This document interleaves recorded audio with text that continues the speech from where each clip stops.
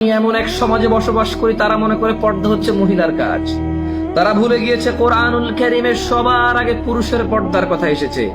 আমি অবাক হয়েছি, আমি এমন এক সমাজে বসবাস করি যেই সমাজে পর্দা শব্দ আসলে মহিলা আসে, পুরুষ আসে না। আমি বড় অবাক হয়েছি, হতবাক হয়েছি, নির্বাক হয়েছি। আমি চমকে গিয়েছি, পর্দা মানে কিভাবে মহিলা হয়? পর্দার তো কোনো লিঙ্গ নেই, উভয় লিঙ্গ।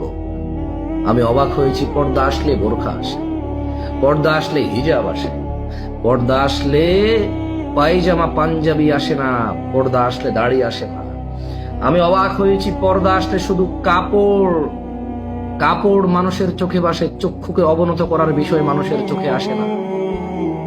আমি এমন সমাজে বসবাস করি যা আমাকে অবাক করেছে, যেখানে পর্দা মানি মা, পর্দা মানি বোন, পর্দা মানি মেয়ে, পর্দা মানি চাচি জেঠি, পর্দা মানি বাবা নয়, পর্দা মানি ভাই নয়।